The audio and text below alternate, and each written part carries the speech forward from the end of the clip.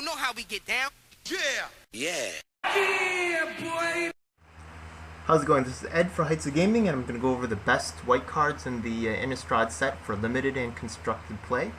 Abby Griffin, it's okay, 4 for a 2/2, not really good in constructed, but it's acceptable for limited. You're going to be hitting them regularly, and you could outrace them. Angel for Flight Alabaster, 5 for a 4/4, pretty good, solid beat stick, and there's some decent spirits in the set, not enough to really make this card as interesting as it could be, but it's a solid pick, solid first pick even. Angelic Overseer, once again a solid first pick, 5 for a 5/3 flyer, going to be hitting in for a lot of damage. Also, if you have a human, it's hexproof and indestructible. So if they're going to blow the field, she may survive because you have a human on board and it doesn't die until after all the damage is resolved. So she'll swing in after that for another 5, which would be nice. Definitely a solid first pick. Abyssinian Priest, better version of a Gideon's Lawkeeper, because she can do is it Lawkeeper? Whatever. Gideon's whatever.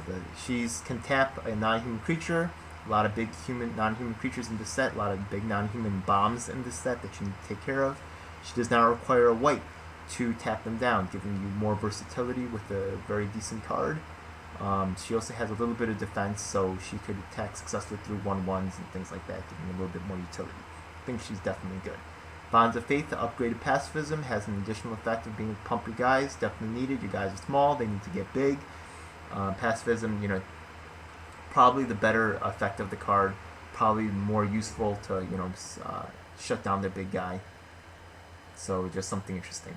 Champ is the Pariah. If you open this, might take him first pick. I think he's pretty good, but, he requires a lot of humans in your deck. Humans are just not overall the most powerful cards in the set, so he's good, but if there was bomb humans, I would definitely be much more excited about him.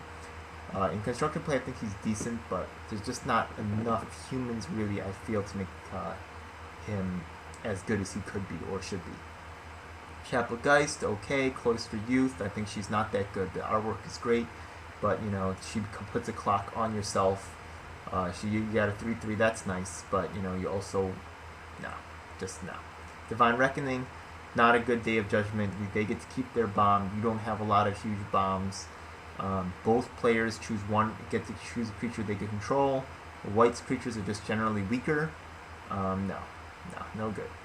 Doom Traveler, awesome. 1 for a 1/1 that becomes a 1/1 flyer, like a miniature rock egg. He's pretty cool. He may be used in the new versions of the. Everybody's looking for the new features for the Callblade. They want a replacement. He may be it because, he could swing, and then if they kill him, you get a 1/1 flyer with evasion. Isn't that nice? The Inquisitor, decent first strike vigilance is always appreciated. Feeling of Dread. White Blue has nice interactions. They both have spirits. They also have a decent amount of humans between them, so it's alright. Bean Hunter, awesome. He's like a pacifism attached to a creature. He is very decently costed, 3 for a 1/3, and he also powers up with Mentor the Meek. He has a lot of synergy with a lot of the white cards in the set. Geist Honored Monk looks horrible on initial looking, and then if you look at her again, she's not as bad as you might initially think, but she's definitely not as good as you think. I would probably pass her until the late or the end. The fact that she generates 2 white spirit tokens is nice, but 5 for 2 1/1 white spirit tokens and a 2/2 vigilance creature is acceptable, but it's not 2/2 vigilance creature. It's acceptable. She could be bigger, however, she might not be bigger. So it's definitely a situational card and something that I wouldn't really gamble on. Ghostly Possession, not good. Whoever gets enchanted gets a super blocker. It won't be doing damage, so you could shut down their monster, but their monster becomes a super blocker. You could enchant your creature will not do damage, become a super blocker. Not really too crazy about it. It's nice to have super blocker, but I'd rather have pacifism card. I'd rather have a removal card rather than allowing this super blocking thing to continue. Intangible Virtue has some synergy with Mausoleum Guard, Mentor the Meek, and the Micaeus the Monarch. There's a lot of this, let's make these little tokens, and there's also the land that makes tokens. Interesting. Wouldn't really gamble on it. It requires a lot of synergy with other cards to work. If the cards come to you, sure, go for it. But otherwise, not really. This Mantra the Meek is awesome. You make a lot of tokens, then you draw cards, and all your regular monsters have a +1 mana draw a card. How awesome is that? I mean, all your creatures that are power 2 or less. And those are the ones that you have mana open to pay for anyways. So that's great. I think Mantra the Meek is definitely a first pick, and I would build a deck around him. Nicaeus the Lunarch, he's very good. He's easily splashable. He pumps all creatures, very nice. You have a lot of enchantment hate, parceling, stuff like that. We also saw there's also like a fox later on that will hate on enchantments. Nevermore. Don't like it. Doesn't take care of onboard threats. Like planeswalkers, stuff like that. I would much rather run O-Ring, and O-Ring doesn't even require 2 whites, so I would definitely not run Nevermore. Nevermore might be a side card, board card for like combo decks like Deceiver Exarch, stop that from coming out for the Splinter Twin, but otherwise I can't really see running that card. Putrefy the Grave. If they have a bomb that they're going to be playing from the graveyard, or if they have a flashback card that's really awesome that they're going to play from the graveyard that you can use Putrefy the Grave on, I would just take the card rather than Putrefy the Grave. Putrefy the Grave is good if you see a lot of cards going by that have good flashback abilities, or like that Scab Ruinator, who's like just incredible. And I would think about taking this card like middle to late, but I wouldn't take it first. I wouldn't take it like in the first half of the draft. Rally the Peasants does not improve the toughness of your creatures, so you're going to lose all of them anyways. Not really that great. Rebuke. White needs more removal. This is one of the best removals they have in this set, besides the one that's attached to a creature. You need removal badly. White needs removal desperately, and this definitely, if you're definitely going white, then I would take this card as a higher pick. Even if you're not going white, just the fact that you can destroy target attacking creatures, not a lot of removal in the set, I would definitely think about taking this card. Slayer of the Wicked, awesome. Takes care of Vampire Werewolf Zombies, which you're almost certain to be facing off against, and then you get a very solid 3/2 for 4 mana. In limited, he's definitely great. In constructed, not so much. Let's see what else. This is the fox I was talking about earlier. Destroys enchantments. Spare from evil will not protect your life points. This is something you should remember.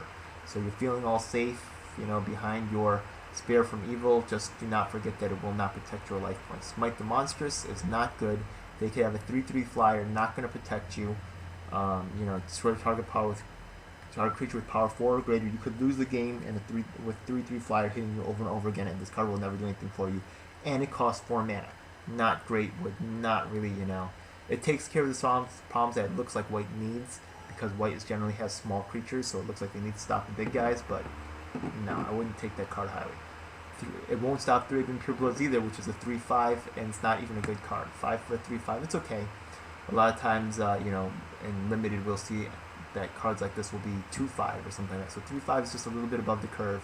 Has no interesting effects. It's just a vanilla card.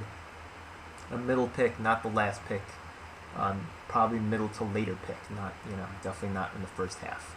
Thraben Sentry has good synergy with green, white-green with the Moon Mist, but 4 mana for a 2/2, and then your creatures have to hit the graveyard in order to activate his ability. That's much tougher to get off than Unruly Mob. Would I take Unruly Mob over Thraben Sentry? That's debatable, just because I just see Unruly Mob being able to be used more.